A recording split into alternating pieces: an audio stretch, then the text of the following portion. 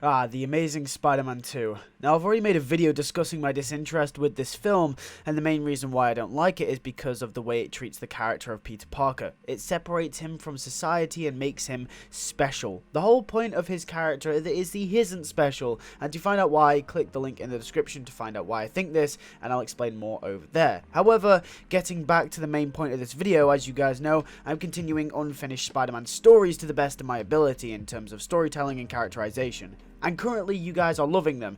Just yesterday I posted The Ultimate Spider-Man, which was a continuation of the Spectacular Spider-Man series, which was also unfinished. I've also continued the Sam Raimi Spider-Man series with Spider-Man 4 as well. Next, however, I want to make The Amazing Spider-Man 3 to bring justice to this series, but the more I tried to write and come up with a good cohesive story, it just didn't work, and I ended up making stupid decisions that quite frankly didn't make any sense. I was confused. I was wondering why this was happening. I haven't had the problem like this before. This was proving to be a challenge I hadn't quite come across just yet. In fact, it was my greatest battle yet. You get it? But then I realized the problem, and it wasn't me. It was the shit stock that Sony Pictures called a film, The Amazing Spider-Man 2. Honestly, you couldn't make Spider-Man 3 even if you tried. You'd have to retcon half the things they did in the second one to actually make it good. But then, it still wouldn't be good due to the fact that retconning is the worst thing you can do to a story or a character in a film unless the retcon acts as a form of regression that serves as a good purpose. Anyway, before I get to The Amazing Spider-Man 3, I have to rewrite The Amazing Spider-Man 2. I was originally just going to change a few key elements of the story and then jump straight into The Amazing Spider-Man 3 with this video, but now I can't actually do that. I was going to continue forward with something similar to what The Amazing Spider-Man 3 should have been, but fuck it, I'm going all out. This is my story now. I'm changing almost everything. And while this video actually acts as a video essay on how to make a Spider-Man film that's actually half decent, because you know I'm not any Sam Raimi, it will also fit into what it should have been series as well that I'm currently doing. So how this is going to work is I'm going to run through the film scene by scene or just hit significant scenes and just talk about what I'd do differently. Without further ado, I bring you The Amazing Spider-Man 2, LewisFilms edition.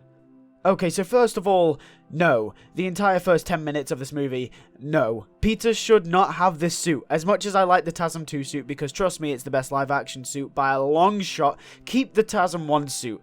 Tonally, this makes no sense. This is the beginning of the problems when it comes to the tonality of this film. The suit is the start, and it gets much worse.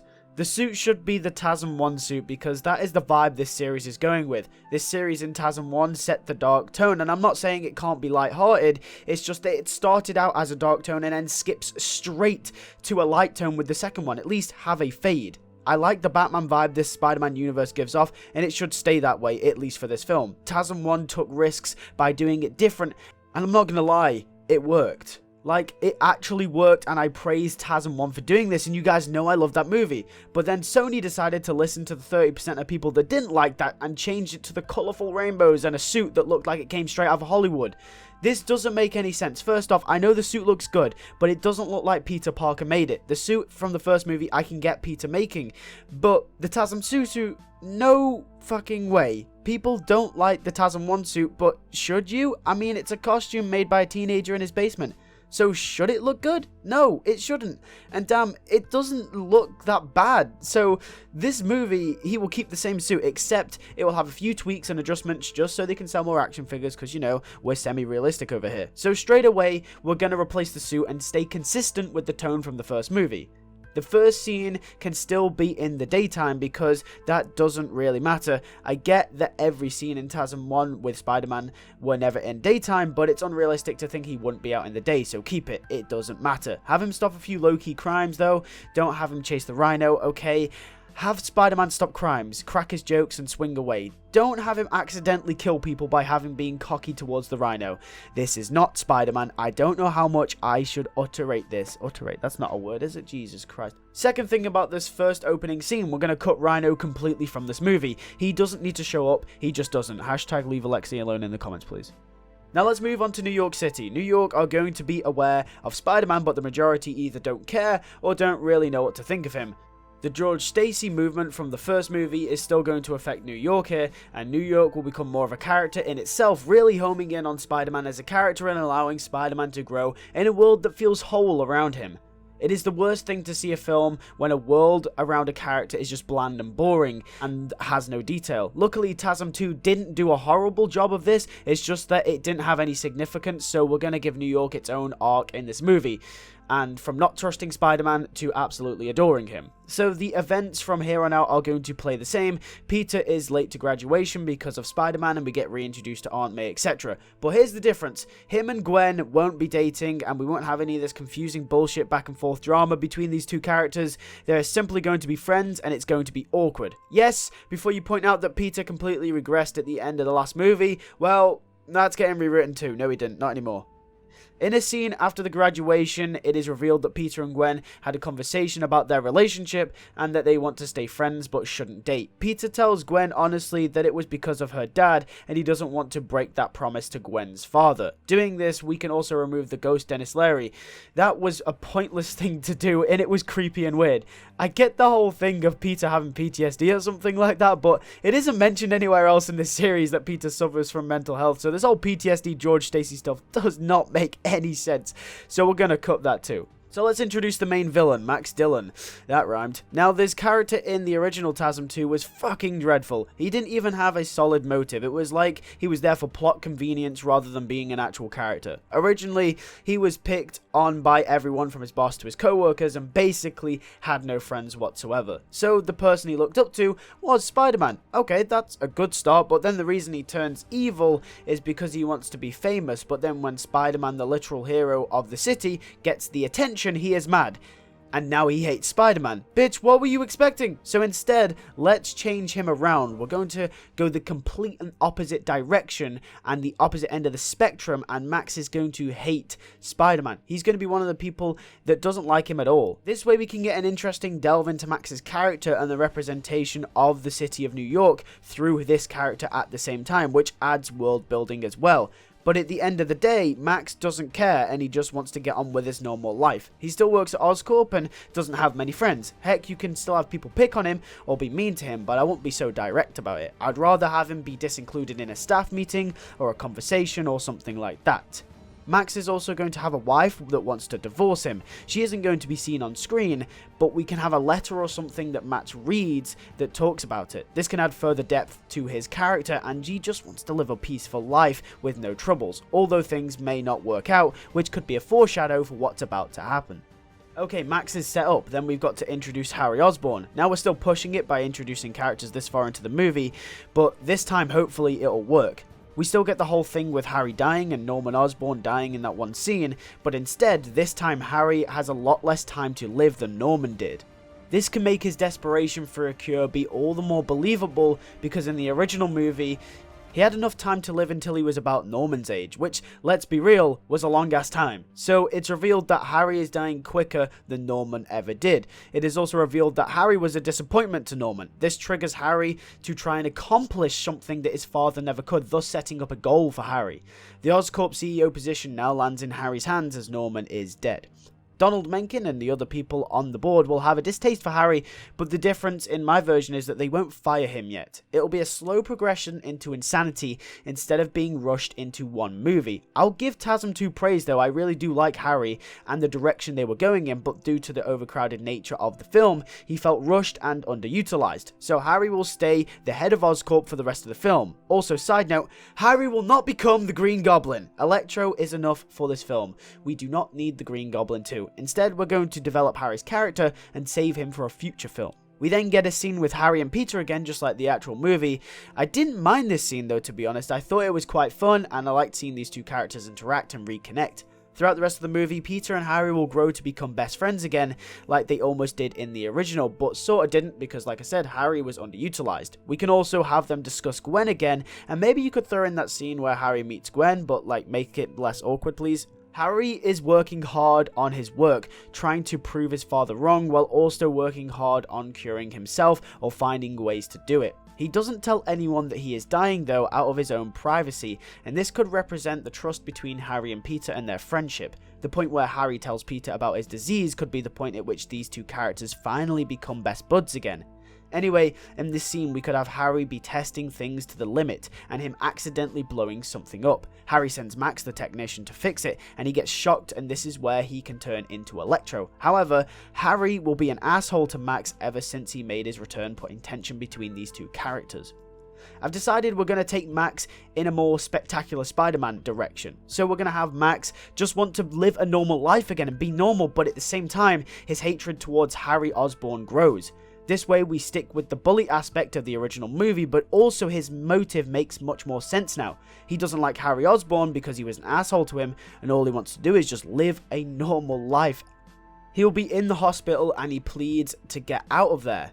When the doctors refuse, he breaks out in his anger. He will walk down the street normally, yet when trying to do day-to-day things like normal, he is hindered by being conductive. This drives him insane until he snaps and he wants revenge. Max goes after the one person he can blame the most, which is, of course, Harry Osborn. Whilst this is happening, Peter and Gwen decide to meet up because they've decided they don't want things to be awkward with one another, and they want to resolve this whole friendship thing that they've got going on, which they discussed earlier as well. They want to be friends but not awkward. They both realize that they want each other in each other's lives but can't actually have each other. So this will be similar to the scene we had in the original movie with Electro showing up, but this time it isn't for them to settle their breakup, it's to define their friendship. Max explodes and goes after Oscorp Tower where Harry is. Max, now Electro, wipes out a floor of the Oscorp Tower looking for Harry. Peter's spider sense goes off and he goes off looking for him, leaving Gwen. Gwen is left with an unsure look though. You can tell that Gwen really wants to get back with Peter, but as an audience we already know Peter would want to do the same, but they're also being hindered. This is going to add a little bit more depth to Gwen's character and just build it up and build the tension up between these two characters as well. Spider-Man arrives on the scene to stop Electro. Electro doesn't want anything to do with Spider-Man and keeps telling him to get out of his way. Spider-Man cracks jokes at Electro, calling him Sparky, etc. This pisses Electro off even more. Spider-Man saves Harry, Donald Mencken, Felicia Hardy, and a few others from the tower. He then has his first full battle with Electro. Spider-Man beats Electro and Electro zaps away into hiding, but not without a casualty. One of the Oscorp workers died in the fight. This crushes Peter, even though Spider-Man saved everyone other than one person. The next day, J. Jonah Jameson of the Daily Bugle rips into Spider-Man, focusing on the fact that he didn't save that one innocent life and that he could have avoided the fight with Electro or Oscorp, not that he saved everyone else. This further reflects the city throughout the middle of this movie, and the reputation is on the decline with Spider-Man. Harry will have a scene where he's looking through the destruction of Oscorp. Mencken is on his tail, however, and mentions to Harry that this is not acceptable and that if Electro's creation is linked back to Oscorp, they could be in big trouble. This is the first hints of Mencken wanting to take control of the company from Harry, and it's his first major turn in Harry's frustration that will be consistently building over this movie. Harry's resilience, however, disregards Mencken, further elevating his cocky nature to do something with Oscorp and turn it into a legacy. Yet, the thought of himself dying is still clear in his mind. Once Mencken leaves, Harry comes across some files about Richard Parker's research into spiders. He thought this would be a good idea and tried to find the spiders to help cure himself. When inquiring to find out, it is revealed to Harry that all the spiders were destroyed just before he became the CEO. Remember this fact, by the way, guys. But also no one knows why. Just remember this for future videos, by the way. Come The Amazing Spider-Man 3, just remember this bit.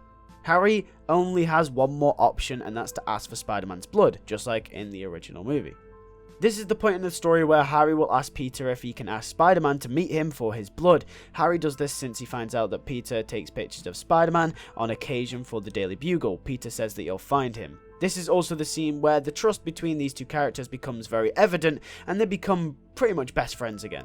We then get a similar scene to what we got in the movie where Spider-Man visits Harry. As much as Peter would like to help his best friend, he knows he can't. He is put between a rock and a hard place. He knows he can't. Spider-Man's blood could kill Harry, plus Peter doesn't want his genetics getting out there. This is a risk, especially with Oscorp on the radar, that he can't take. Harry now hates Spider-Man, and he also puts out a statement about his distaste in Spider-Man, further fueling the city's resentment over the Wallcrawler. Peter is at the lowest of lows in this movie at this point. He can't help his dying best friend, him and Gwen can't be together, the city hates Spider-Man, he just doesn't know what to do. Peter is trying his hardest to find a way to cure Harry, and this leads him to be coming down. Aunt May and Gwen will be there for moral support, furthering the relationship Peter has with these two characters. Peter goes looking for answers for Harry's cure, and this is where we get the underground tunnel scene from the original movie, except this time the difference is Richard Parker didn't inject his blood into the spiders. This allows Spider-Man to be anyone and doesn't make Peter Parker special in any way. He doesn't find any answers to Harry's cure, just some more information about the spiders and why Richard did what he did, thus continuing the Richard Parker story set up in the first movie.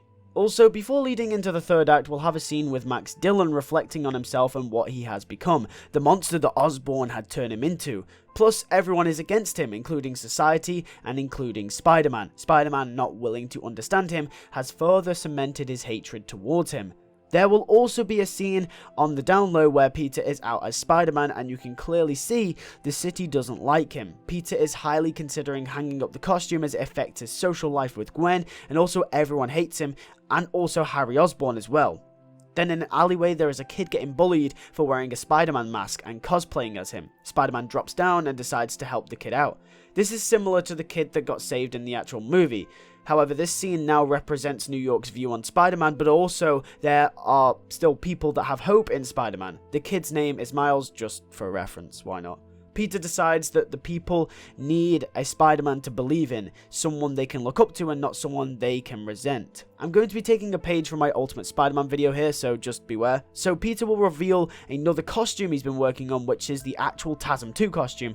However, it won't be as professional and it won't look as good as it did in the actual movie, it'll look a little less glamorous. Thus now having a smooth transition from a darker tonality to a slightly lighter one, which was what the original movie was going for. This does not mean I will change the complete vibe of the movie for the last act, yet this costume represents a new hope for the city and a new chapter in the life of Spider-Man. Just a little side note here too, Gwen will not actually get the offer from Oxford in this movie like she did in the original one, and she won't die either. This movie was already stuffed as it is, plus in this time it can actually be used to build on her character even more and her relationship towards Peter. But it isn't all flowers and roses as Electro is back and he's out for revenge. And he's got nothing to lose, which makes him dangerous. He's out to kill everyone that ever wronged him, as he has been driven completely insane. Electro goes to the power plant to level the entire city, as he believes at this point everyone is against him. So basically he's just going to commit mass genocide. However, Spider-Man swings in to save the day. The beauty of this interaction is that Spider-Man's arc and Electro's arc throughout this movie are completely the same, yet they went in the completely opposite directions.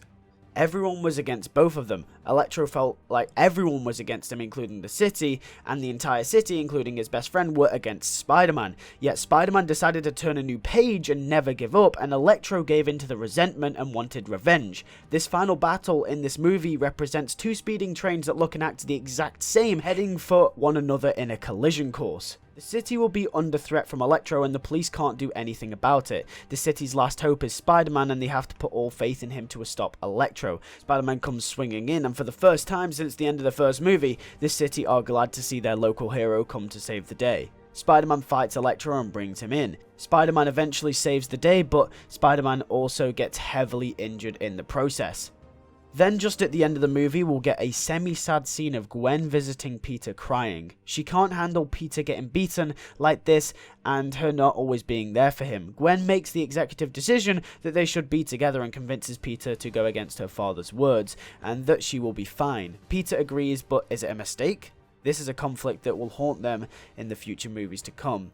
But at this point in time, Peter is actually the happiest he's ever been in a very long time. This movie does not end on a sad note and will actually end on a final swing, similar to the first movie that ended on a final swing as well. This one will be powerful, uplifting, and the theme will blast as Spider-Man swings through the city and then the credits roll. The post-credit scene is the gentleman in the shadows again.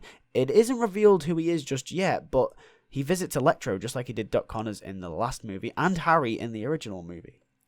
So guys, that is my rewrite for The Amazing Spider-Man 2. Hopefully you all enjoyed. Next Sunday will be The Amazing Spider-Man 3. And then another week after that, in 2 weeks' time, will be Spider-Man 5, continuing my Spider-Man 4 story. If you all enjoyed, make sure to like this video, subscribe if you are new, and hit that bell if you have not already to not miss out on any notifications or when I upload. Tell me what you thought down below, and also make sure to follow my Twitter and Instagram in the description to not miss any future updates about videos. With that being said, thank you guys for watching, and I'll see you guys in the next one.